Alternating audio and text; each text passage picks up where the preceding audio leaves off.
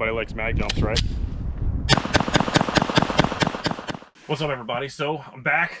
The slide is back for the Girsan Brat, and I've got the Optic installed. If you watched my other video, you saw that. Now I want to put the gun back together, but I want to go over a couple things that I did while I had it apart, because it was just sitting here for like a month, and I got bored and kept looking at it and was like, I'm gonna take it apart and play with it. So I pulled everything apart. I took the sear out and I sharpied the end of the sear, put it all back together, and then dry fired it a couple times and took it back apart. I'll overlay the sear here. You'll be able to see that the marker is gone from one side of the sear face and not the other. So there's an indication that I'm only getting good contact with one side of the sear on the hammer. That is not an uncommon problem with 1911s.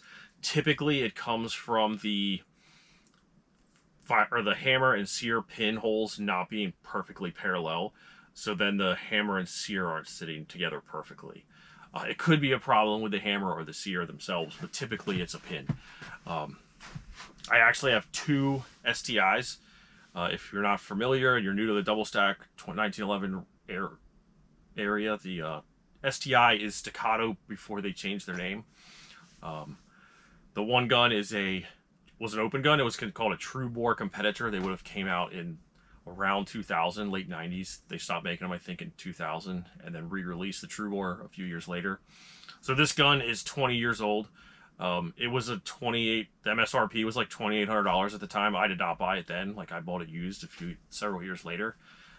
With inflation, that's like a $5,000 gun today, and the pinholes are off. Like, it has the same problem. I'll show you what I decided to do to address it, but one option is to stone the sear, and you just put a little English on it. You essentially are going to stone one side down a little bit more than the other until you get good contact. You just keep taking the gun apart and putting it back together until you get it right. So here's what we have. Hopefully you can see it. I don't feel like taking it back out, but the trigger group here is the Nighthawk drop-in trigger kit. So the hammer, the sear, the disconnector, the springs are all contained together in one unit, and then it's pinned together too. So your pins just go through hollow pins that are inside of the unit. This means like my pinholes don't really matter on this gun now. You can see it doesn't even have a sear spring because all the springs are contained. The only thing you need the sear spring for is the grip safety, which maybe you can see I added a little pin in there to keep the grip safety down. Basically making it not function because I don't feel like I really need it for this gun. But that's pretty much it in there. That little bit of red you see, that's the adjustment screw that they don't want you tampering with, but I would imagine you can adjust the trigger pull.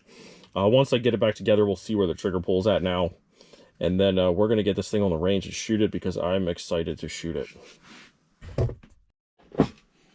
Well, here it is, all back together.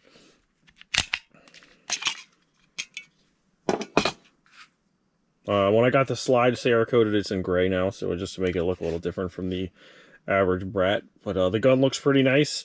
I checked the trigger with this just drop-in trigger kit. It's breaking right at 3 pounds. I would assume it may lighten up some as I shoot it and get they even suggest breaking it in for like 500 rounds before the trigger will kind of take a set and see where it's at. So there's a good chance it's going to be under 3 pounds, which is perfectly fine with me. The optic looks good. I just eyeballing it, I would say that it is not going to be zeroed. Safety seems okay. I did have to tweak the safety a little bit. I guess I could have showed you how to do that. If anybody's interested in learning how to put a safety in, hit me in the comments and we can probably do that in a video or something. I am finally back out on the range with the Brat. I got it back from getting the optic put on. I wish I could say this was the first 100 rounds, but I actually took it out to the range once before and didn't have my camera with me. When I shot at that time, I had a few feeding problems, which I think I addressed by fitting a new extractor to it. I'll go over that in a little more detail later.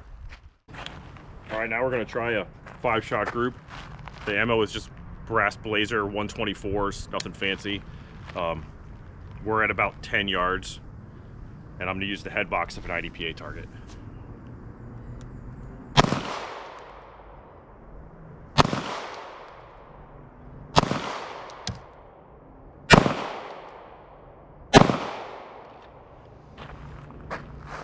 It doesn't look too bad. For a carry gun, it's certainly adequate, right? Apparently, I forgot to turn the target camera on. This is that 5-shot group at 10 yards with the brass blazer. All right, let's move on to something else. I guess for now, let's try a few doubles and see how the gun tracks. Turn this dot up a little bit.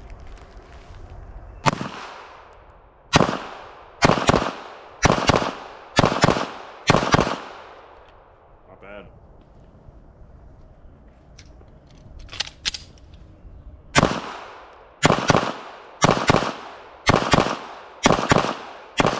Let's try to check some function here. When I was shooting it with the factory extractor, I had a few fails to feed. I think I like the way this one's running a little better.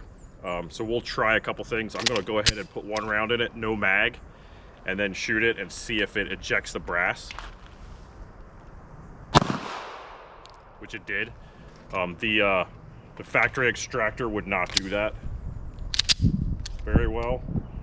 Let's try one more. That looked good. Let's look at how consistent the ejection is too. I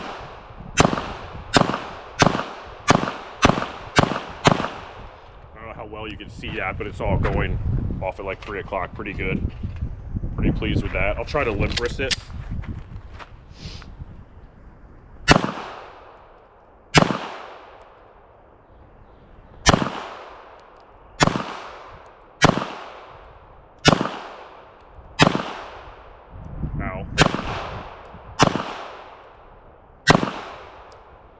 So that's functioning great. I like the signs of that. Let's see what else we can do. If you couldn't tell, the Optic is the new O-Sight S. 199 bucks. That's a pretty good deal. I'm going to see how it works. So the round count on the gun now is 250, and it's pretty much all on that Optic too. We'll see how it holds up over time. I'm going to try to get a shot from the side here to get a better look at how the gun's lifting and see how flat it is and all that stuff.